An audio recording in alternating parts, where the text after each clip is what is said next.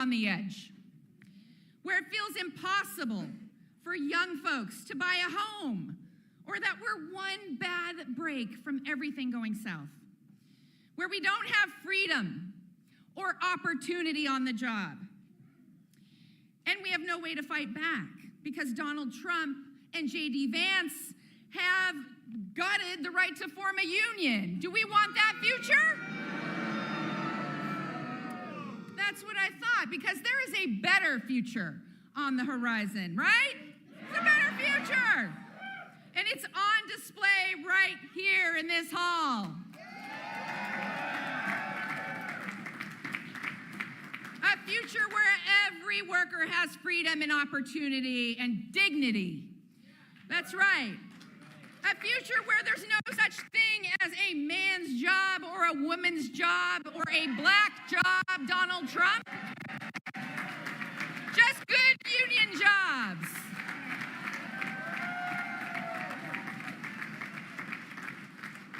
A future where they don't call us working women childless cat ladies. They call us Madam President.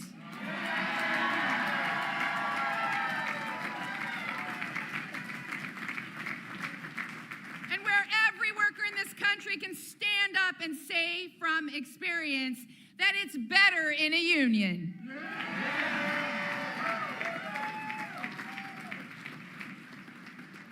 Joe Biden and Kamala Harris were walking our picket lines when Donald Trump was crossing them. Joe Biden and Kamala Harris have led the most pro-union White House in American history. And you remember that Kamala Harris cast those deciding votes in the Senate to save millions of workers' pensions and lower costs for seniors on their prescription drugs and make the biggest investment in modern history to rebuild this country.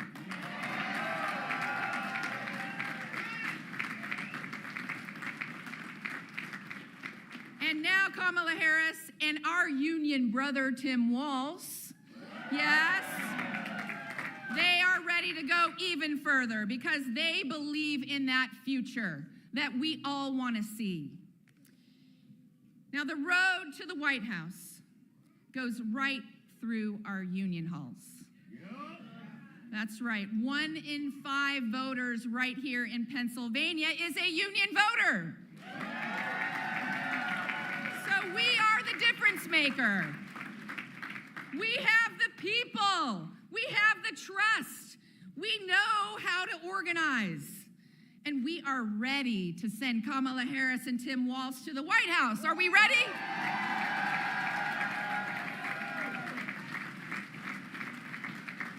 All right, I gotta hear you. Are you gonna get your friends registered to vote? Yeah. Are you gonna knock on doors? Yeah. Are you gonna fight every day until November 5th? Yeah. That's what I thought. Because when we fight, we win. When we fight, we win. Yes. Thank you. Now I have the great pleasure of introducing my friend, my brother, one of the great labor leaders in this country, IBEW International President, Kenny Cooper. Let's go, Coop.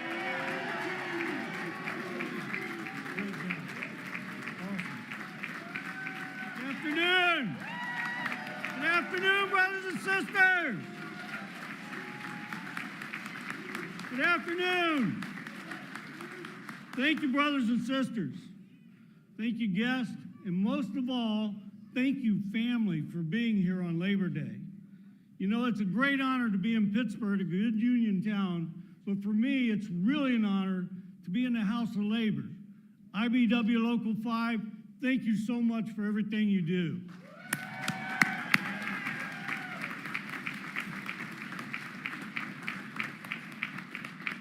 As Liz said, I'm the international president of the IBEW, the oldest and largest electrical union in the entire world. Yeah. And on behalf of 840,000 members of the IBEW, it is my true honor to get to introduce tonight the strongest, most pro-union administration ever in the history of the United States, President Biden and Vice President Harris.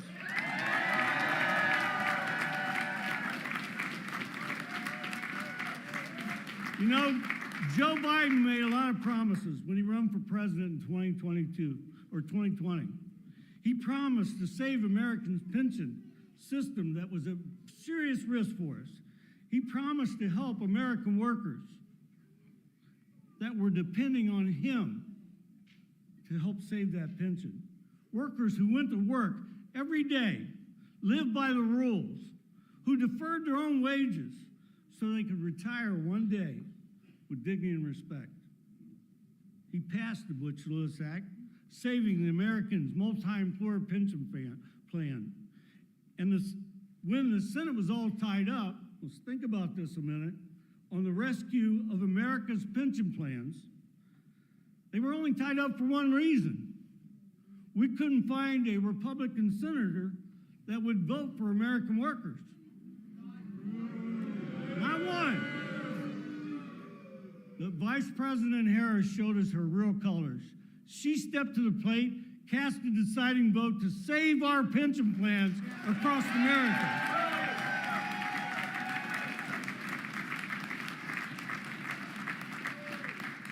Showing working families that Biden and Harris administration has our backs. Promises made, promises kept. He pledged to rebuild our country's infrastructure the only way that makes sense, with good union jobs that pays well and has health care for them and their families. Once again, promises made, promises kept.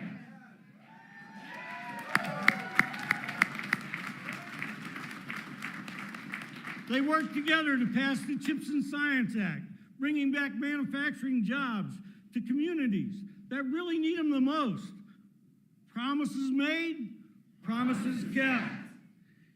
They pledged to be true friends of labor because they understand the necessity of unions to the American worker and to the middle class.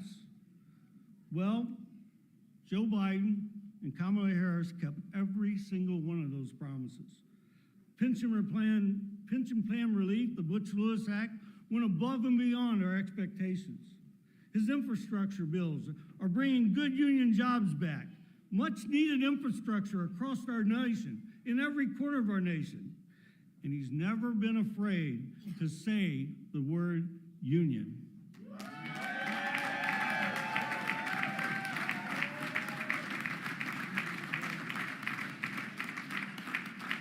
Joe Biden is more than just a pro-union, the most pro-union president in our entire history. When he passed the torch to Kamala Harris, he ensured his pro-union, pro-labor legacy would continue with the next administration. Kamala Harris understands, just as Joe did, and Joe does now, the only way to meet the future of this great nation is by giving workers a real voice at every table, especially the most important table to every worker and every worker's family, the kitchen table. Yeah.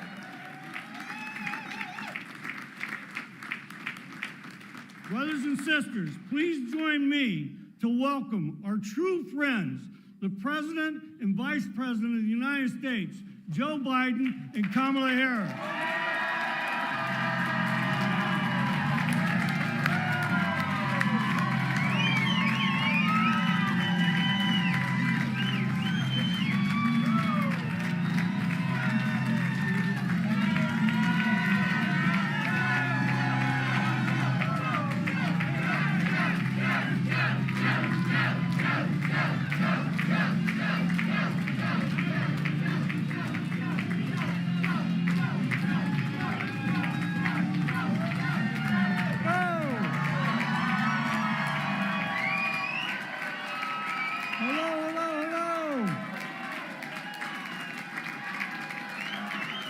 Hello, Pittsburgh.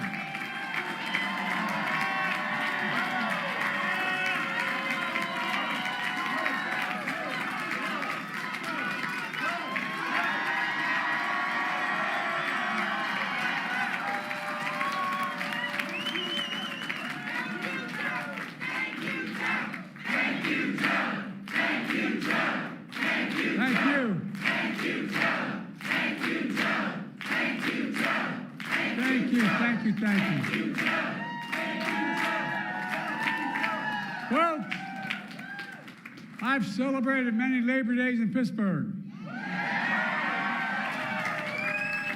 And it's always good to be back with so many great friends.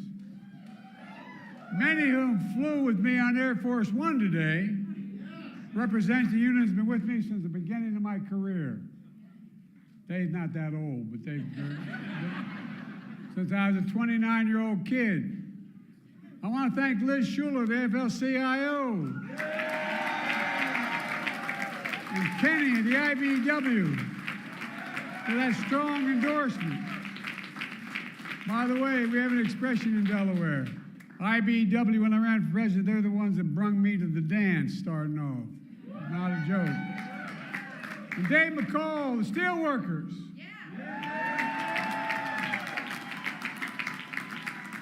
Dave, in 1972, Steelworkers were the first union to endorse a 29-year-old kid named Joe Biden who wasn't old enough to be senator when he got elected.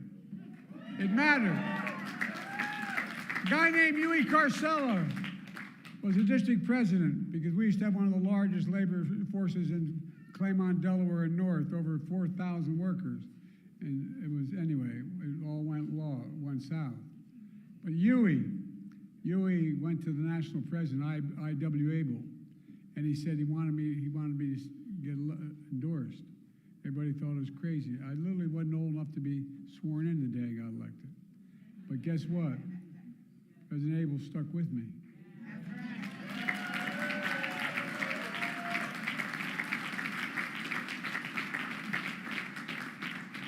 And they got stuck with me for the rest of my career. Eric Dean of the Ironworkers, Tim Driscoll of Bricklayers, April Bell of the SEIU, Lee Saunders of AFSCME, and a great friend, Roy Lee, and Jimmy Williams of the Painters, Allied Trades, and his dad. His dad is a really good man. Mike Coleman, a sheet metal worker. We also got some of the best elected officials in America. Governor Josh Shapiro is doing an incredible job. The great Lieutenant Governor Austin Davis. And one of America's best words, Ed Gainey. Ed, you're doing a hell of a job. And Sarah Namato, County Executive, I think is the hardest job in American politics. Everybody knows where you live and they think you can solve all the problems. You don't have enough money. But I tell you one thing, I'm the first president ever. I used to be a county official when I was 26 years old, and it always bothered me that the federal government would send money to the state to be distributed to the county. What the hell is the state going to send to the county for? All the state reps need the money. But guess what? Under my administration, it goes straight to the county.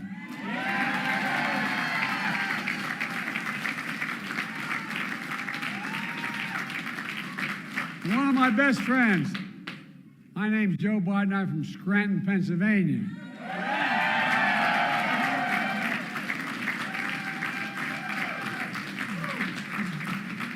Bobby Casey's been a great friend. His dad was a great friend as well.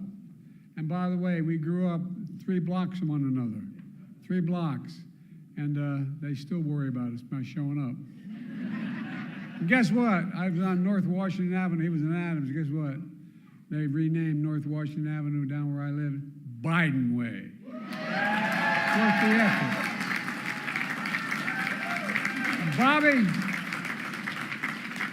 Bob will make sure you get reelected again. And while we couldn't be here, I want to thank his partner in the Senate, John Fetterman. If you're in a foxhole, you want Fetterman in there with you. He couldn't be here today, but guess what? He sent the best part of the family, Giselle. She's here.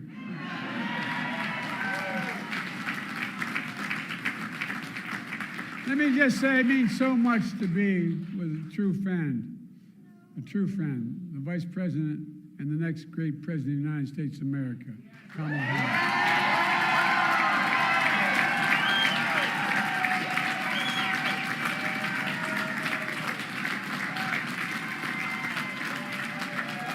Look, folks, I come from two neighborhoods where it's not hard to say the word union. But you know what? The fact of the matter is, an awful lot of politicians have a trouble saying union, like working people. Guess what? I'm not one of them, neither is Kamala. We know the simple truth. Wall Street did not build America. The middle class built America, and unions built the middle class. That's a fact. And by the way, that is not a slogan, that's a fact. I asked the Treasury Department to do a study, and it shows that when unions do well, all workers in America do better. That's a fact. That's a fact.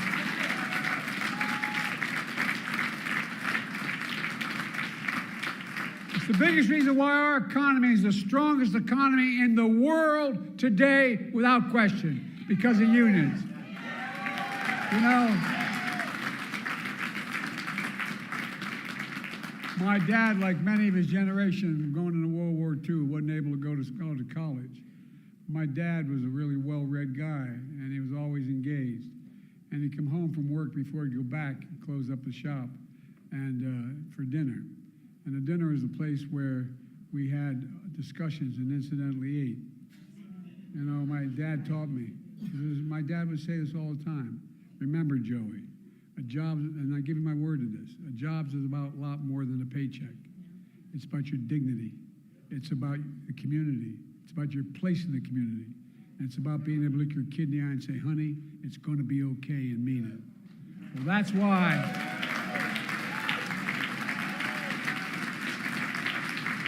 Kamala and I are so proud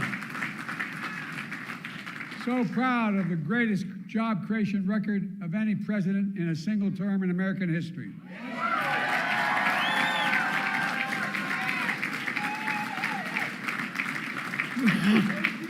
$16 million new jobs so far. 800,000 manufacturing jobs.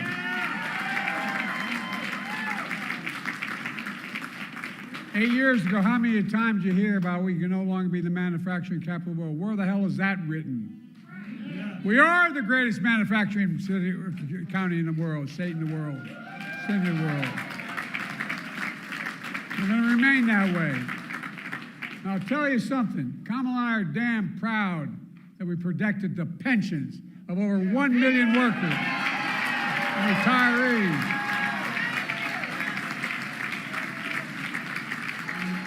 Remember all those years of promise we're going to do something about it? Well, damn it, we finally did with the Butch-Lewis Act. Over 52,000 workers and retirees across Pennsylvania alone are benefiting from that. Not only did we restore the full amount, we got them their back pay as well. We made them whole again. As I once said to Barack, that's a big deal. Yeah, that's a long story. Yes, sir, Liz and Kenny described another big deal. Union workers are rebuilding American infrastructure and building new factories here in America. They told me we couldn't get anything done in infrastructure. $1.2 trillion we got done. Remember Trump, for 4 years, promised every month infrastructure week. For 4 years he promised that.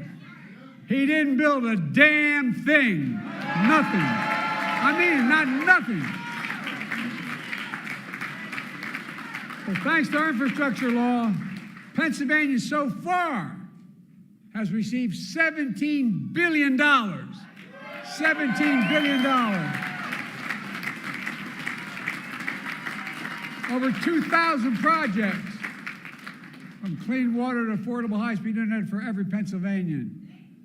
The projects that include $858 million to expand the Montgomery Lock better to accommodate bigger barges, to get millions of tons of goods and shelves faster, more reliable, and create thousands of union jobs.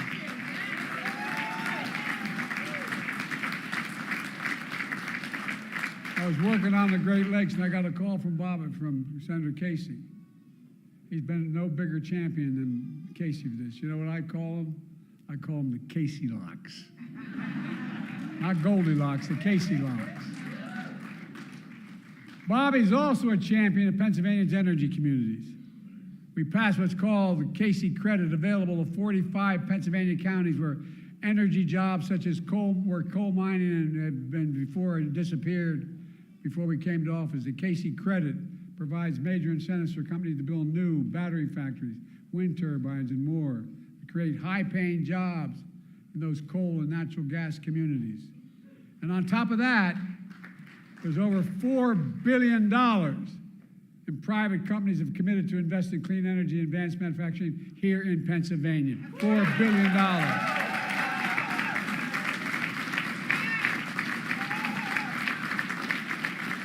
And guess what? With your support, I signed an executive order to make sure large federal construction projects all use project labor agreements.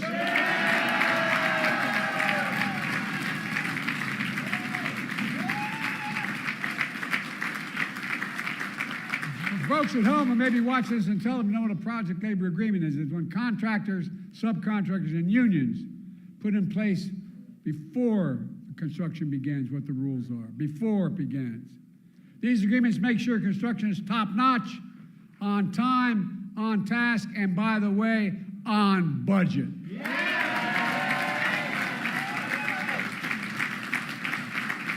There's another big deal. Buy American. That's been the law since 1930. I gotta admit, I've been around, I'm only 40, but I've been around a long time.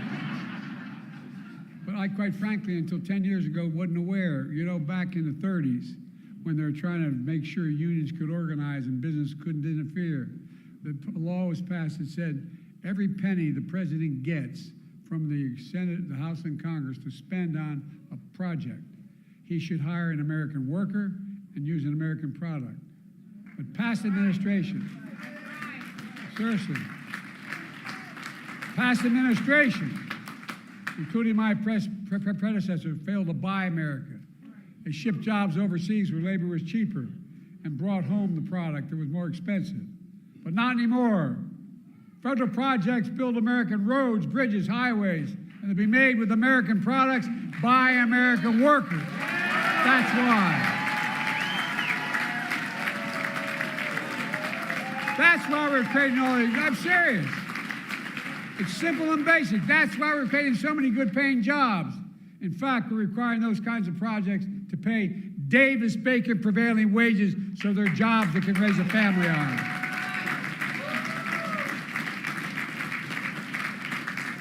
Many of those jobs don't require a college degree. In fact, we expanded registered apprenticeships. Remember all the hell I got for doing that? We got for doing that? Well, guess what? Resulted in hiring over 1 million apprentices since we came to office. Yeah.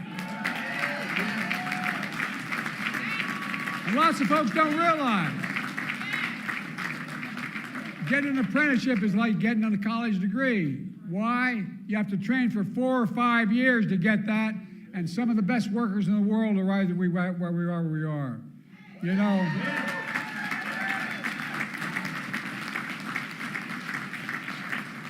When you're in Pittsburgh, you're standing with steel workers. Let's be clear. I believe in American steel companies. American-owned and operated steel companies.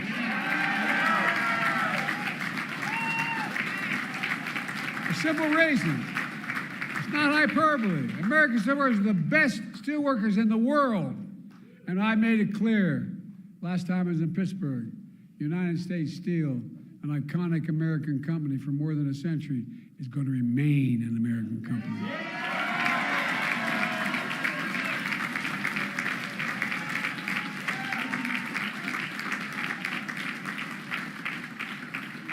I remember as a young senator why the National Labor Relations Board was sometimes so anti-labor. It was set up to help labor, to be pro-labor. Well, guess what? That's why one of the most significant things we've done, Kamala and I, is appointing a National Labor Relations Board that actually believes in unions and believes in recognizing the right to labor. It's a big deal. Remember, we have short memories. I'm all for forgiveness. I'm not for this. Trump appointed union busters on that board. No, that's a fact. But it's real. It affects people's lives. We're going to let that son of a gun do that again? Folks, we made a lot of progress, and Kamala and I are going to build on that progress, and she's going to build on it. I'll be on the sidelines, but I'll do everything I can to help. But look, I'm not joking when I say, this is not a joke. When I said this when I was running in 2020, a lot of people didn't believe me. You did, but didn't believe me. It's all at risk because of Donald Trump, literally. With a stroke of the pen, he can get rid of a lot of this. And do you think this guy gives a damn about your pensions? No, I'm serious. Do you think he loses even an instant of sleep over it? Do you think he cares about all the work you do every day and how hard it is? No. Do you think he cares about good paying jobs for hard-working people who built this economy? No. Hell. He regards picket lines. He'd rather cross one than walk one. But I have no problem walking the picket line. Never have, neither, nor does Kamala.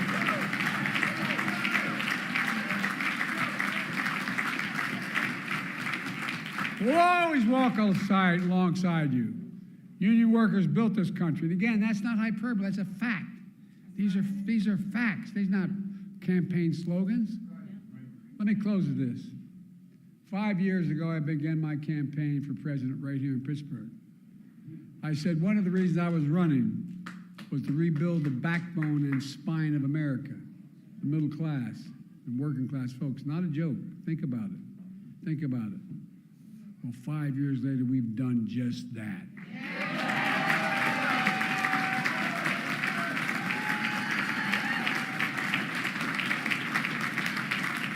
I'm back in Pittsburgh on Labor Day again with a simple message. As we look at this election, I spent my whole career believing in unions. I'm not joking when I say that. I'm honored to be considered the most pro-union president ever.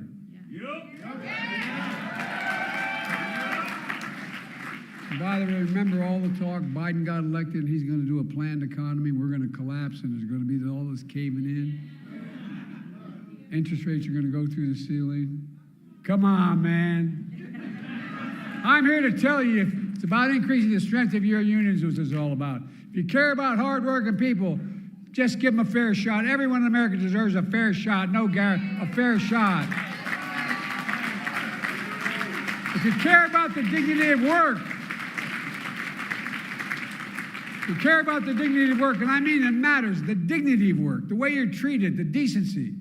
I remember when my great-grandfather was only the second Catholic elected statewide to the state Senate here in Pennsylvania.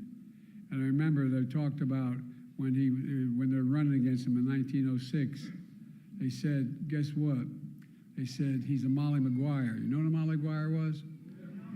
Well, those of you who don't, a Molly Maguire, back in the old days, when we Irish and the Catholics came, and then the Poles and others that were Catholic, when they came to the United States of America in the beginning of the 1840s, in late 1840s, they made their way down into Pennsylvania, a lot of them, and there's a tier in the coal mines. Those guys who got there last ended up being the last people in the coal mines. But a lot of the English owned the coal mines. And what they did was they'd really beat the hell out of the mostly Catholic population that was in the mines. Not a joke, not a joke. But there was a group that called the Molly Maguires. And the Molly Maguires, if they find out the foreman who was taking advantage of an individual, and they literally kill him. Not a joke. And they bring his body up and put him on the doorstep of his family. Kind of crude. But I got to admit, they accused my great-grandfather of being a Molly. He wasn't. But we were so damn disappointed. You know, that's a joke. That's a joke. Look, it's about the dignity of work. It's about how you're treated. And when I met with the IBW, I started off this last campaign first, I said, there's two things I'm asking of me. And I said, two things I'm asking of you. One, you got to open up your unions to more women. Not a joke. And two, to more minorities. You've done both that. And guess what? Instead of having support of 30% of the American leaders, now we're 65% of the American leaders support the American union movement.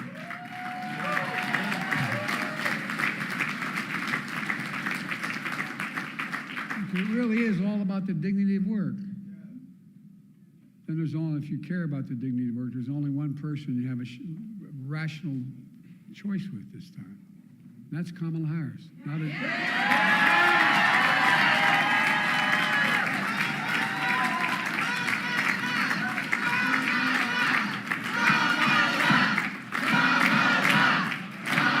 Let me tell you about this woman.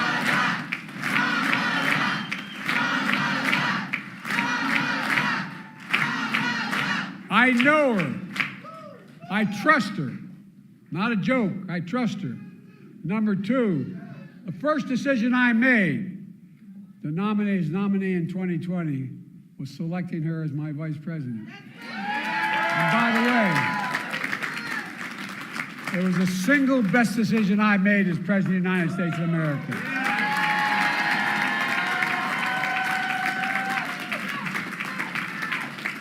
I was watching something sent to me when they asked Barack. They said, Barack picked me as vice president because he knew I could be president. Well, I know she'll be a good president. I know it. I've watched her when all the experts, foreign and domestic policy, would give us advice. Then we'd sit alone in a room, and she has a backbone like a ramrod. And she has the moral compass of a saint. This woman knows what she's doing.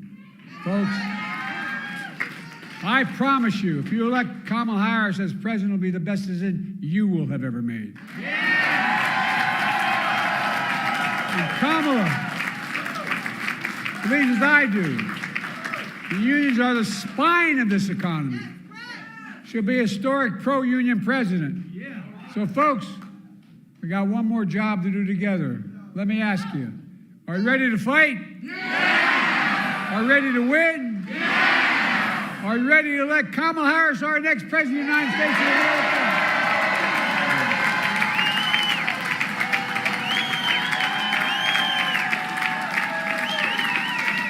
And in the process, are you ready to make Donald Trump a loser again? I've never been more optimistic about America. We have to remember who we are. We're the United States of America. There's nothing, I mean this from the bottom of my heart, there's nothing beyond our capacity. Nothing. When we do it together. And that means elect my friend, our great Vice President, President of the United States, Kamala Harris.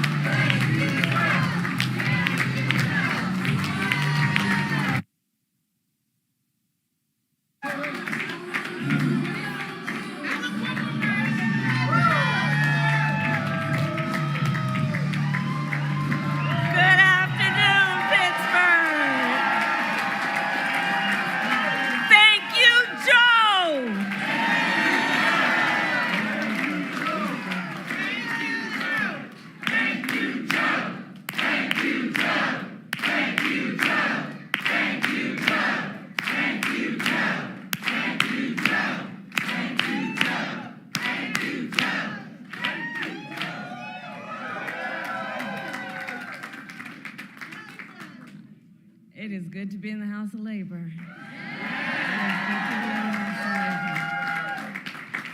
And it is good to be back at IBEW Local 5. And can we please give it up again for our President, Joe Biden.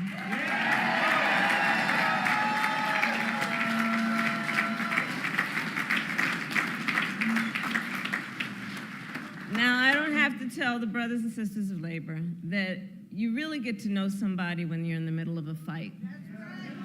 When times are hard, when the forces are mighty, when people don't believe something can get done and they have 1,000 excuses for why it can't get done. And I have spent more time with this extraordinary human being when the cameras were not in the room, when the stakes were high, when the heat was intense.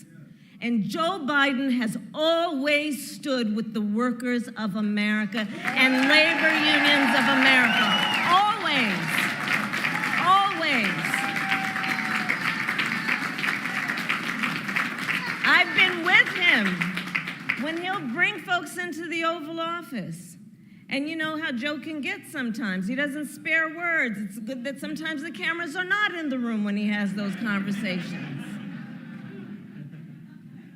Because the thing about the Joe Biden I know, and I know you know, because he has been a friend of labor for so long, for his whole life, Joe Biden can be quite impatient. And that's a good thing for that kind of leader. Quite impatient. And I say to all of the friends here, the press that's in the room, history will show what we here know. Joe Biden has been one of the most transformative presidents in the United States that we have ever witnessed.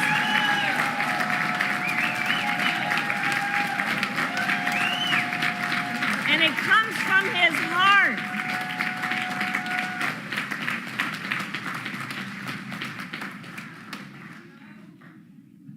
And you know, Joe and I talk a lot about the fact that we are so proud to be the most pro-union administration in America's history. And it's thanks to your leadership.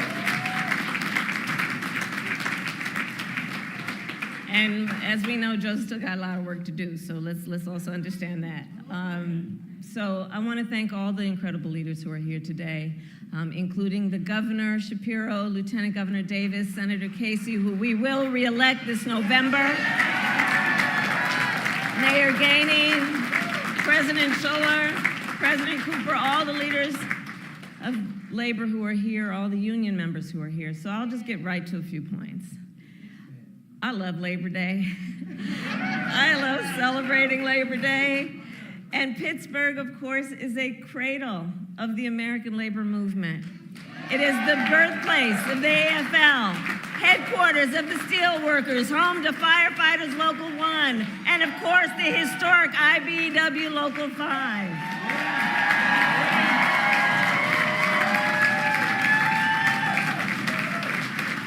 For more than 150 years, the brothers and sisters of labor have helped lead the fight for fair pay, better benefits, and safe working conditions. And every person in our nation has benefited from that work. You know, everywhere I go, I tell people, you may not be a union member, but you better thank unions for that 5-day work week. Thank unions for sick leave. Thank unions for paid family leave. Thank unions for your vacation time. Because when union wages go up, everybody's wages go up. When union workplaces are safer, all workplaces are safer. When unions are strong, America is strong.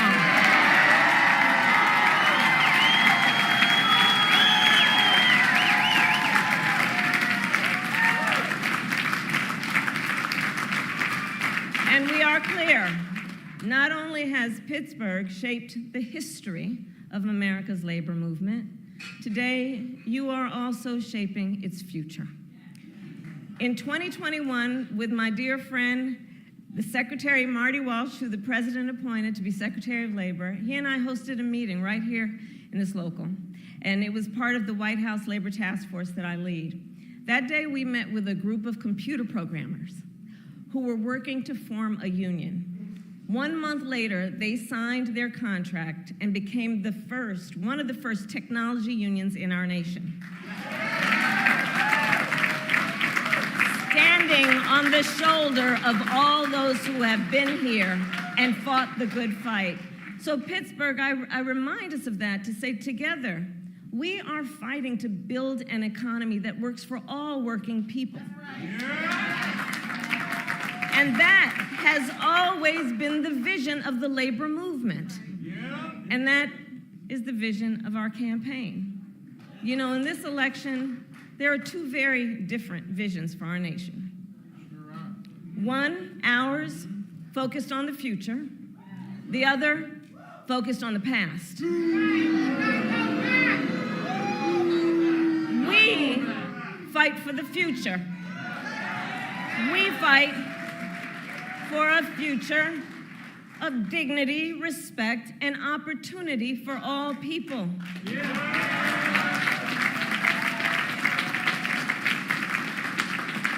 We fight knowing it's some backward thinking for those folks who have been suggesting for years that the measure of the strength of a leader is based on who you beat down. You know, that's the stuff they're pushing.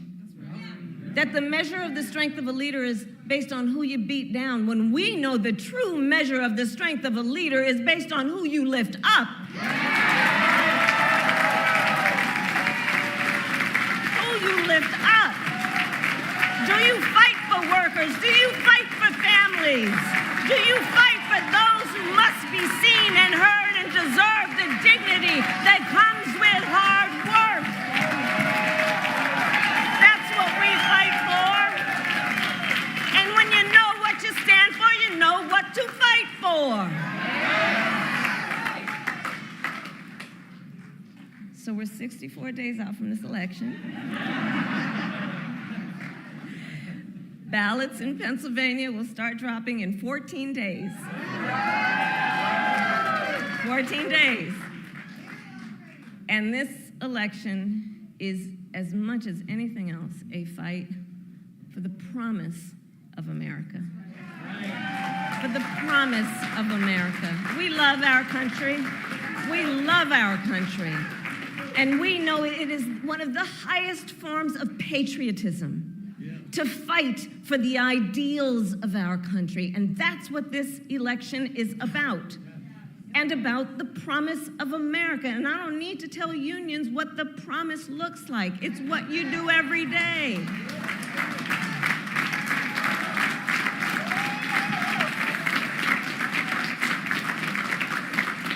But as we fight to move forward, Donald Trump is trying to pull us backward.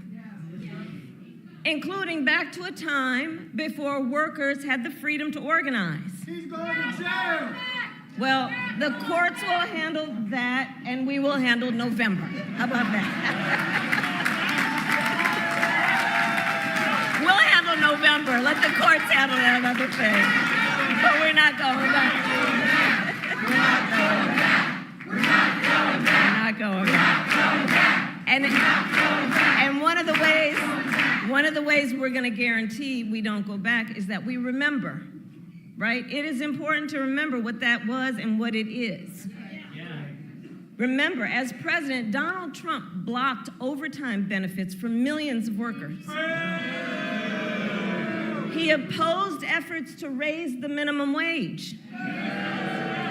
As the president said, he appointed union busters to the National Labor Relations Board. And don't forget, he supported so-called right-to-work laws. And if Donald Trump were to be reelected, he intends to give more tax cuts to billionaires and big corporations. He intends to cut Social Security and Medicare. He wants to impose what in effect would be a national sales tax. I call it the Trump national sales tax. On everyday products and basic necessities that would cost a typical American family, the economists have said this, almost $4,000 a year. He intends to repeal the Affordable Care Act and take us back to what we remember, because it wasn't that long ago, was a time when insurance companies could deny people with pre-existing conditions. You remember what that was? Children with asthma, breast cancer survivors, grandparents with diabetes. Well, look, America has tried those failed policies before, and we are not going back.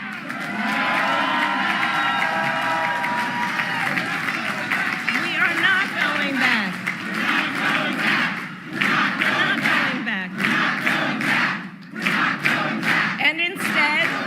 And instead, we fight for a future where no person has to go broke just because they get sick.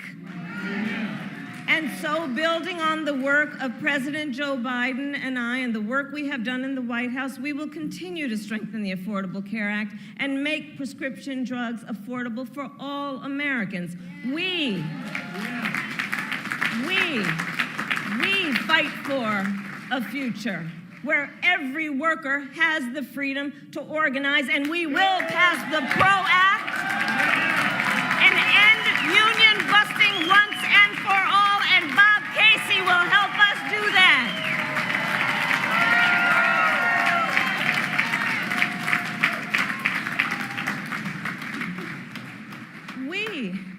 We see and know and fight for a future where every person has the opportunity not just to get by, but to get ahead. And so we will continue to build what I call an opportunity economy, so that every American has an opportunity to buy a home or start a business or build intergenerational wealth and have a future that matches their dreams and ambitions and aspirations. Because, of course, that's the nature of who we are as Americans.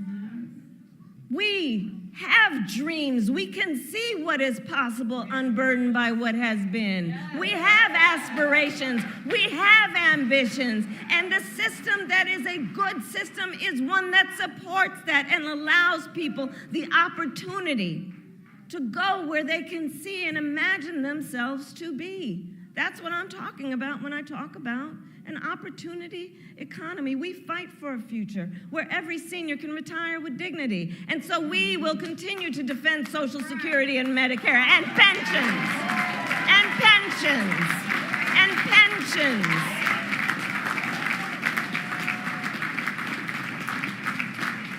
And we will continue to strengthen America's manufacturing sector. And on that point, the president mentioned it.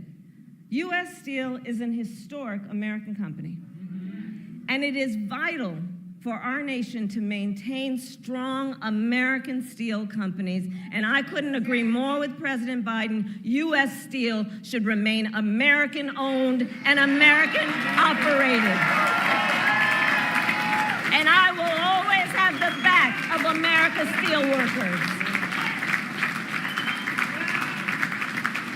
All of America's workers.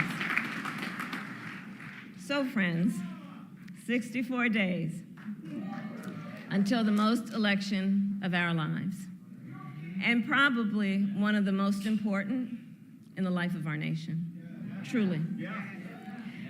And we know this is going to be a tight race to the very end. It's going to be a tight race to the very end. So let's not pay too much attention to those polls. Because as unions and labor knows best, we know what it's like to be the underdog.